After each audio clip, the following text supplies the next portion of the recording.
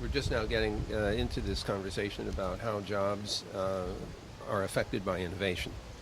But something that David Nordforth and I have learned in our innovation and jobs seminars is that jobs are things that people get paid for, but that isn't necessarily what they're looking for. They're looking for meaningful work.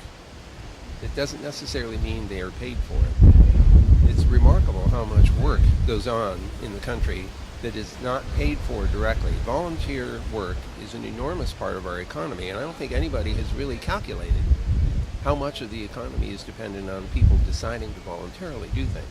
This is not an argument that says people shouldn't be paid for their work. And of course, you have to have some income or you won't be able to live. But I think we need to think of this larger picture of what meaningful work is all about. So this is one thing to look for as you try to figure out how do we provide people with satisfaction in their lives. It's also clear that not all innovations produce jobs. And the reason for this is that if nobody takes up the innovation, then it may not create a business at all. On the other hand, some innovations remove jobs, in which case now you have people who are unemployed because of that. Another problem here is the rate at which jobs change.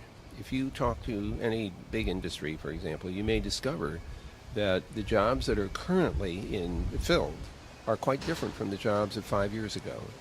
And so one thing that we don't have is good metrics about how quickly jobs and job categories change over time. And if they change quickly enough, as they tend to do in information technology, then you have to start thinking, what kind of training should I give people so that when they emerge from the system after 4 years of college, or maybe 6 years, or maybe 2 years and a double A degree, what are they prepared for, and what if the jobs that are open have changed or will change after they've completed this formal period of education? I think we have to conclude that getting an education and then working for a career doesn't work anymore, and you need to keep learning. You need to be prepared to learn. You need to want to learn, and we need to be provided with the means to learn, which is why this notion of massive online open courses is so attractive. Actually been looking at it a lot, and I think there's a lot of potential there.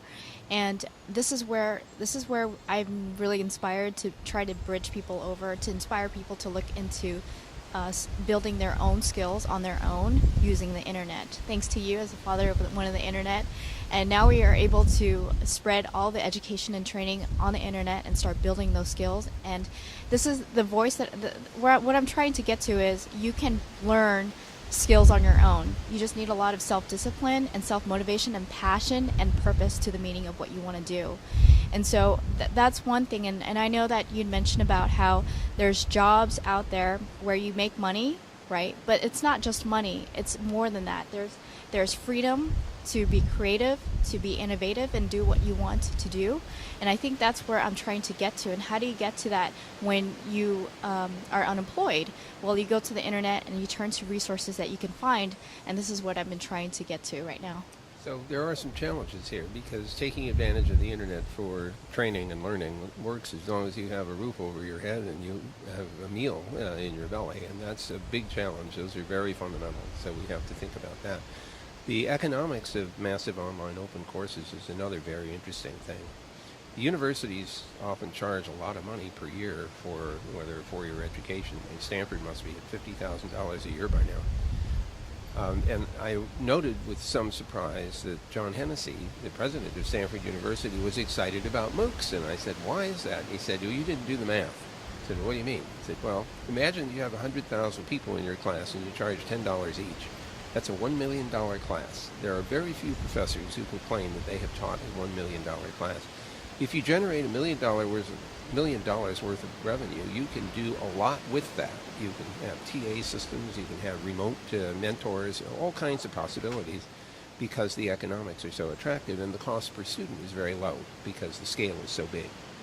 So although I don't mean to make this overly optimistic, I think that we have an opportunity here to change the economics of education, and that's important because we have to recognize that we need to continue our education throughout our lifetimes in order to keep up with job demand. What do the jobs expect of us? One other point I think is important to make is that people learn best by doing things. They don't learn much by having you tell them about something. They learn by actually doing whatever it is they're supposed to be learning a skill for.